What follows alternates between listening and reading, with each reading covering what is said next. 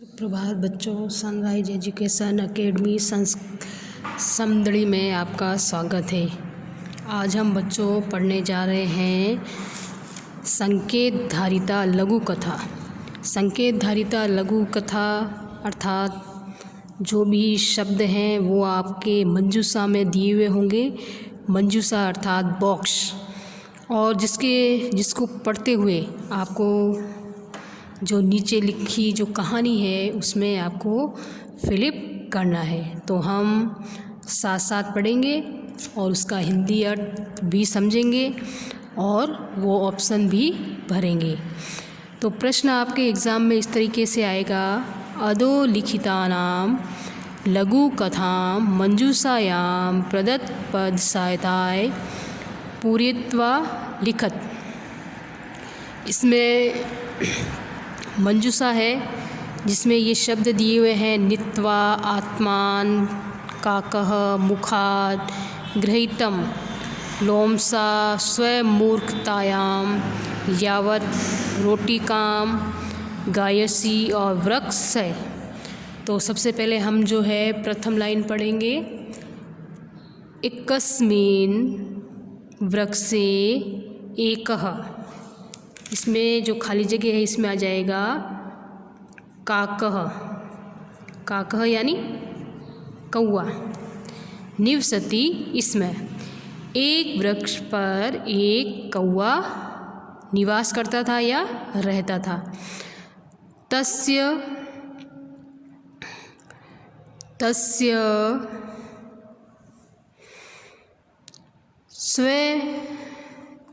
वृक्षस्वे समीपम एका लोमसा। लोमसा का मतलब होता है लोमड़ी।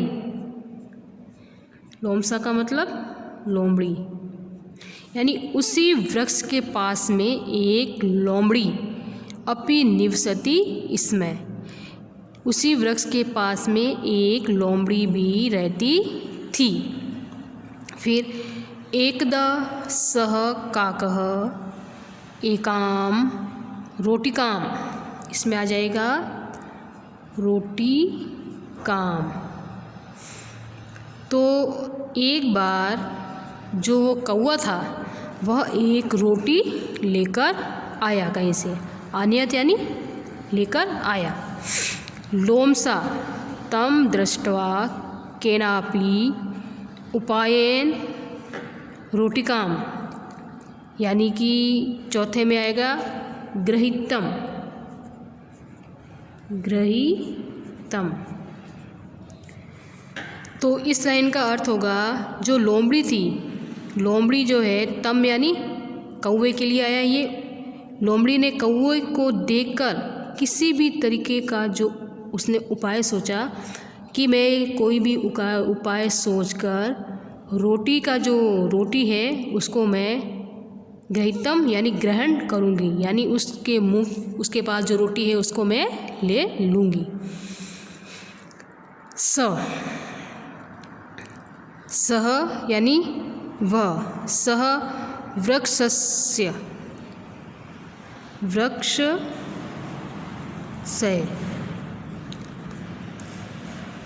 सह वृक्षसे अधः अतिष्ठत् काकं च अवदत् तातः मया श्रुतं त्वं अति मधुरम। तो वह जो लोमड़ी थी या लोमसा, वह वृक्ष के नीचे बैठ गया और कौवे को कहने लगा कि आप मेरे या तुम मेरे मधुर गीत को सुनो। लोमसा ने क्या कहा कौवे से कि तुम मेरे मधुर गीत को सुनो। मधुरम 6 में गायसी, यानी कि मेरा जो मधुर जो गीत है उसे सुनो। फिर काकः आत्मान,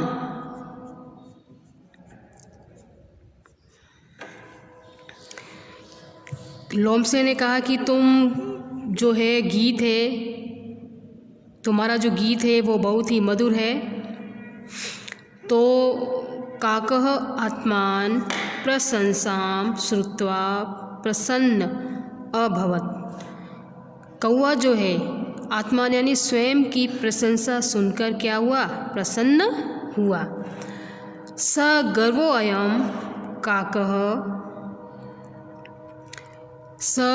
अयम काकः यावत्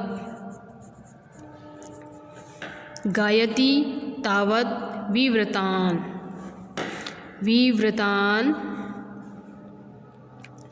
इस खाली जगह में जो है लिखेंगे मुखात। जब कौवे ने गीत गाना शुरू किया तो क्या हुआ? जैसे ही उसने गीत गाना शुरू हुआ उसके मुख से रोटिका भूमो अपतत, यानी कौवे के मुख से जो रोटी थी वह नीचे गिर गई। लोमसा ताम रोटिकाम, लोमसा ने क्या किया अर्थात लोमड़ी ने क्या किया? जैसे ही जो वो रोटी थी नीचे गिरी उसको नित्वा यानी लेकर, तथा अगच्छत, जैसे ही रोटी गिरी वह रोटी को लेकर और चली गई। मूर्ख काकः,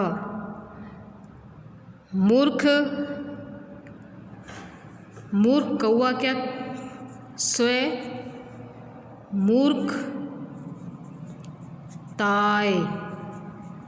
मूर्खतायाम पाश्चातापम अकरोत्। मूर्ख कौवा जो था अपनी मूर्खता पर उसने क्या किया? पाश्चाताप किया।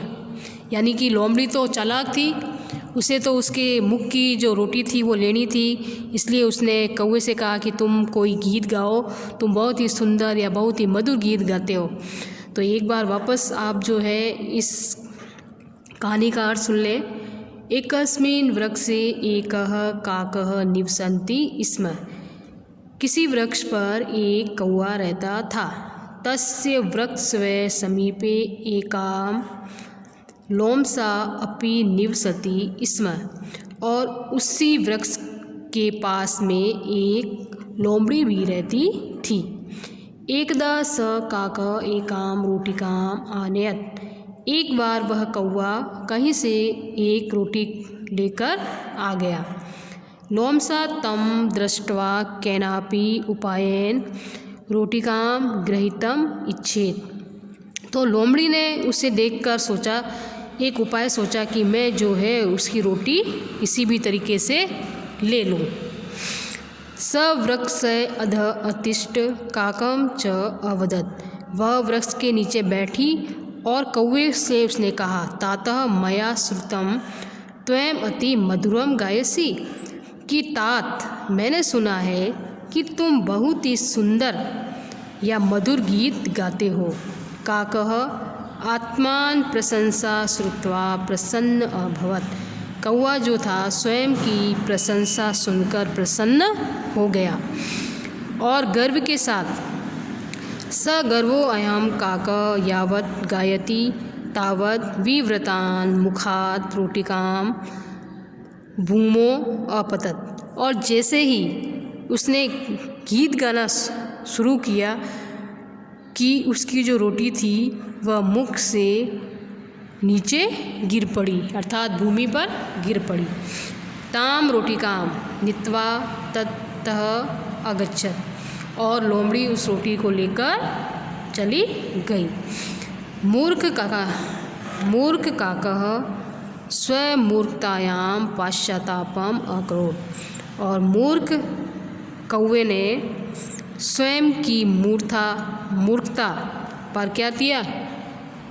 पाश्चाताप किया, यानी उसको अपनी मूर्खता पर अफसोस हुआ। तो ये जो थी कहानी हमारी पूरी हुई। एग्ज़ाम में आपके आएगी, जो आपको ऑप्शन दिए हुए होंगे और आपको उसको फिलअप करना पड़ेगा। इसी तरीके से अब हम पढ़ेंगे दूसरी कहानी। दूसरी कहानी में भी ऑप्शन लिखे हुए हैं।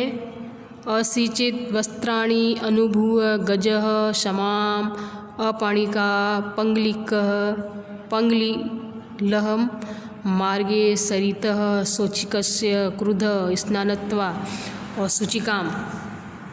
तो हम इस कहानी की जो है शुरुआत करते हैं। कस्मिन् मनुष्य से ग्रह एकः गजः गजः आसीत्। किसी मनुष्य के घर में एक जो था हाथी था। स जलम पातुम स्नातुम च प्रतिदिनम सरितः यानी तालाब सरोवर तटम अगच्छत।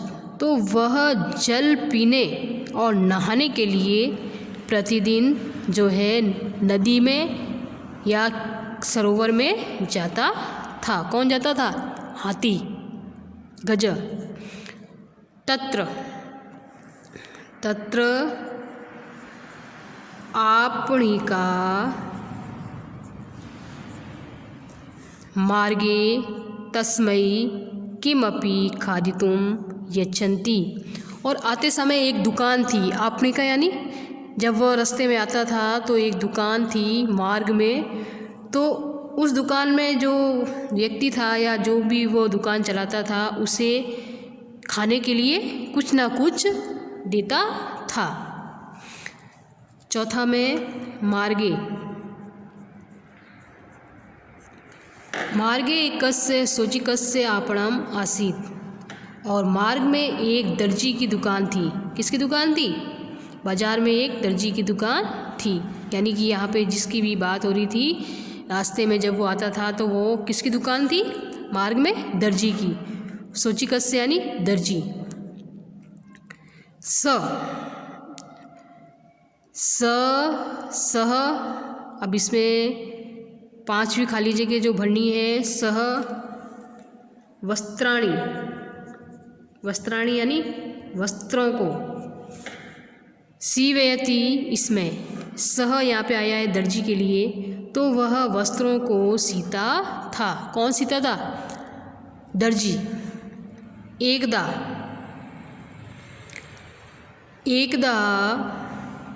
अब इसमें 6 खाली जगह भरनी है। एकदा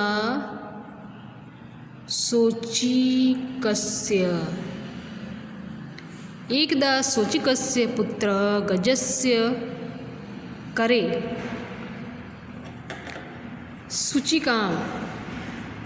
शुचिकाम अभिनत। तो एक बार जो था वो दर्जी ना होकर के उसका जो बेटा था उस दुकान पर बैठा था। तो प्रतिदिन की तरह वह फिर उस दुकान पे गया और कुछ खाने के लिए उससे मांगा। तो वो दर्जी ना होकर उसका पुत्र था वहाँ पे। तो उस पुत्र ने क्या किया? शुचिकाम यानी उस दर्जी की सूंड में जो थी सुई को चुबा दिया। किसको चुबा दिया? सुई को चुबा दिया। क्रुद्ध सन गजः सरितः तटम अगच्छत्। यानी गुस्से में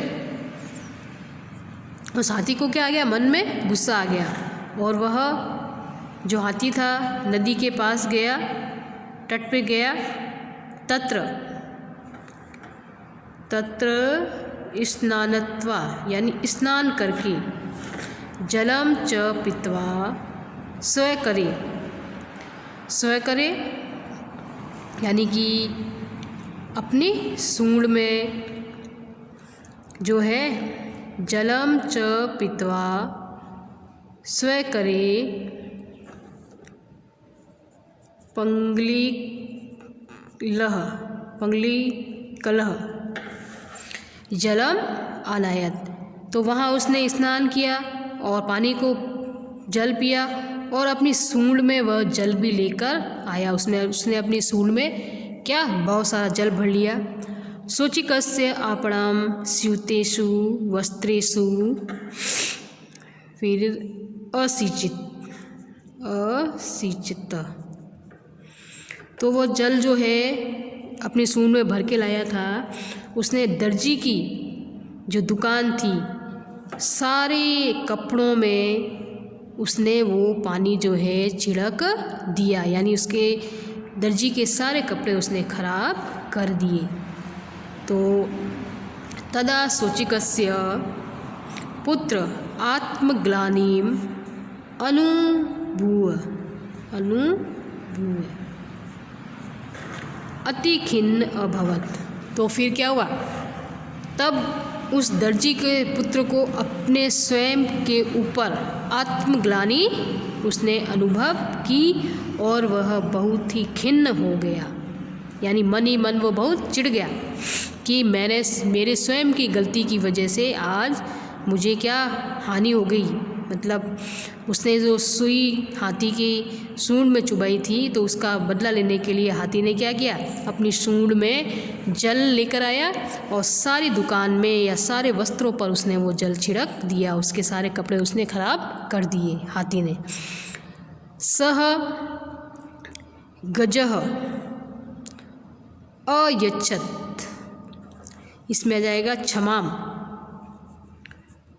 समाम, स गजम अयच्छत। और फिर उसने जो हाथी से क्षमा मांगी, यानी क्या मांगी, माफ़ी मांगी। किसने मांगी, दर्जी के पुत्र ने। तो ये हमारी जो दूसरी कहानी थी वो पूरी हो गई है। अब इसको एक बार आपको मैं दोबारा समझा देती हूँ। कश्चित मनुष्य से ग्रह एक गज आसीत, किसी मनुष्य के घर में एक हाथी था। स जलम पातुम स्नातुम च प्रतिदिनम सरितः तटम अगच्छत, तो वह जल पीने के लिए और नहाने के लिए प्रतिदिन जो है नदी के किनारे जाता था। तत्र आपणिका मार्गे तस्मे किमपि खादितुम यच्छन्ति, इसमें और रास्ते में जो दुकान वाले होते थे वो उसको कुछ ना कुछ खाने के लिए देते थे। मार्गे एकस्य शोचिकस्य आपणम आसीत, और रास्ते में एक दर्जी की दुकान भी थी। सवस्त्राणि सीवयति, इसमें वह क्या कपड़े सिलता था।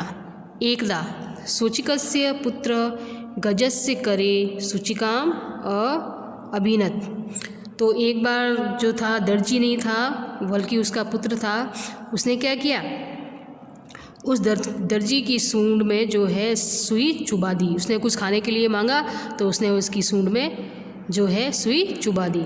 कुद्रह सन गज सरित तटम अगच्छत, गुस्से से भरा हुआ जो हाथी था वह नदी के किनारे आ गया। तत्र स्नानत्वा जलम च पीत्वा स्वय करे पंगलीकृह जलम आनयत, और इस प्रकार से स्नान करके और जल पीकर उसने क्या किया, अपनी सूंड में पानी भर लिया। शोचिकस्य आपणे सेवतेषु वस्त्रेषु असिचित, और इस प्रकार से जो दर्जी था उसका जो पुत्र था वह उस दुकान पे गया हाथी, और उसने वो सारा जल जो था वस्त्रों के ऊपर उसने छिड़क दिया हाथी ने। तदा शोचिकस्य पुत्र आत्मग्लानि अनुभूत्य अति खिन्न अभवत, तब उस दर्जी के पुत्र को स्वयं पर आत्मग्लानि हुई, आत्मग्लानि का अनुभव किया और उसे मतलब बहुत अफसोस भी हुआ। सह गजम क्षमाम अयच्छत, और फिर बाद में उसने हाथी से क्या मांगी, क्षमा मांगी। तो इस कहानी से क्या शिक्षा मिलती है, जैसे को तैसा। अब में जो है ये तीसरी कहानी है। अब इसमें वही अब हमको जो ये ऑप्शन है इसमें भरने हैं। एकदा गुरु द्रोणाचार्य स्वयं से सर्वान शिष्यान, पहले खाली जगह में क्या आएगा, शिष्यान धनु विद्याम अशिक्षयत, यानी कि एक बार गुरु द्रोणाचार्य ने अपने सभी शिष्यों को धनुष विद्या की शिक्षा दी। फिर सवृक्षे स्थितम कश्चित् खगम दर्शित्वा, इसमें आ जाएगा दूसरे में दर्शित्वा। तो वहाँ पर वृक्ष पर स्थित कोई पक्षी था, उसको देखकर शिष्यान अवदत्, शिष्य बोले, अस्य अस्य नेत्रे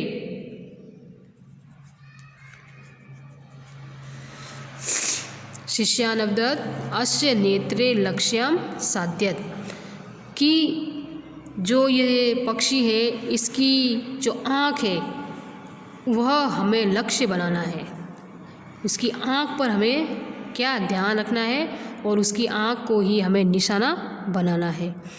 गुरु, गुरु यानी कि गुरु, आज्ञा, आज्ञा यानी गुरु की आज्ञा प्राप्त करके सर्वे शिष्या लक्ष्यम साध्यतुम प्रयत्नम, पांचवी खाली जगह अकुर्वन, इसमें आ जाएगा अकुर्वन, यानी गुरु द्रोणाचार्य की आज्ञा पाकर सभी जो शिष्य थे लक्ष्य को साधा और प्रयत्न करने लगे। तदानीं द्रोणाचार्य तान अपृच्छत् यूयं किं पश्यत्, यानी उसी समय द्रोणाचार्य ने उनसे पूछा अपने शिष्यों से कि तुम सब क्या देख रहे हो, तुम सब क्या देख रहे हो। शिष्या उत्तरम दत्तवंत गुरुदेव वयम खगम, खगम यानी पक्षी, पश्याम, तो शिष्यों ने उत्तर दिया, गुरुदेव हम सब पक्षी दिखाई दे रहा है, यानी हम सबको पक्षी दिखाई दे रहा है। इति उत्तरम, उसमें क्या आएगा उत्तरम, इति उत्तरम श्रुत्वा गुरु संतोष न अभवत्, तो यह उत्तर सुनकर गुरु को संतोष नहीं हुआ। तदा सह ये है नमी खाली जगह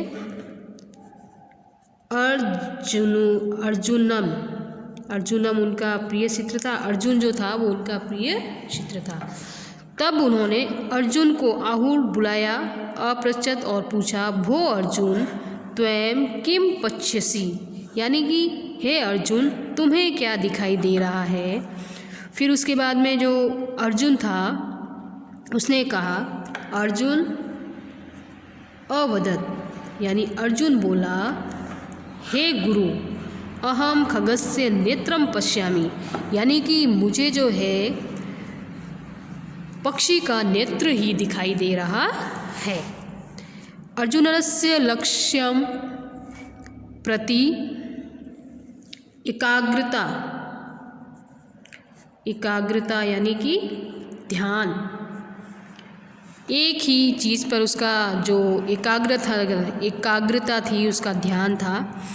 अर्जुनस्य लक्ष्यम प्रति एकाग्रता दृष्ट्वा गुरु द्रोणाचार्य अति प्रसन्न भूत्वा तस्मै आशीषम दत्वाम, तो इस प्रकार से उसके जो उसने अर्जुन ने जो उत्तर दिया था वो सुनकर के गुरु द्रोणाचार्य बहुत ही प्रसन्न हुए और उसको आशीर्वाद दिया।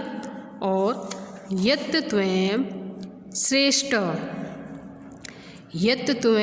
श्रेष्ठ धनुर्धर,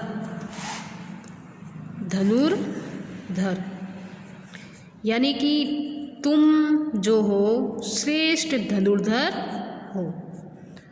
द्रोणाचार्य ने अर्जुन को श्रेष्ठ धनुर्धर घोषित किया।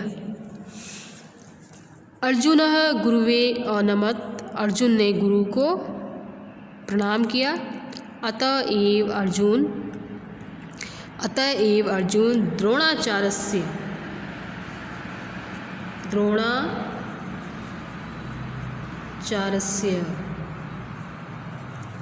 प्रिय शिष्य अभवत, तो फिर इस प्रकार से अर्जुन जो है द्रोणाचार्य का प्रिय शिष्य हो गया। तो ये जो कहानी है वो हमने महाभारत में भी देखी है, तो उसी को इसमें चित्रित किया गया है। यानी कि हमारा जो लक्ष्य है, हमें हमेशा अपने लक्ष्य पर ही ध्यान देना चाहिए। अब जो है आपको गृह कार्य में ये कहानी कंप्लीट करनी है। जो भी ऑप्शन है वो आपको भरने हैं इसमें। वैसे तो मैंने ऑप्शन जो है यहाँ आपकी हेल्प के लिए, आप कहाँ से ढूंढोगे, आपके पास कोई गाइड वगैरह भी नहीं है, तो इसके मैंने जो नंबर इसमें लिख दिए हैं। लेकिन फिर भी आपको भरते समय उस लाइन का पूरा अर्थ आपको समझना होगा। भरोगे और फिर उस पूरी लाइन का आपको हिंदी अर्थ भी स्वयं समझना होगा। वैसे तो ये कहानी जो है सरल ही है। अब इसमें कश्चित खाली जगह में आपको भरना है। एका विडाली अवसत, विडाली यानी होती है बिल्ली। स प्रतिदिनम बहुन मुस्कान, मुस्कान यानी चूहा, यहाँ खाली जगह में आपको भरना है। एव स्व विनाशम दृष्ट्वा, खाली जगह है वो पूरी करनी है। स्व प्राणार्थकम एकाम रिक्तस्थान आयोजितवन्त सभायां मुस्का इमं निर्णयम, रिक्तस्थान स्वयं भरना है। यदि विडाल्या रिक्तस्थान घंटिका बंधनम भविष्यति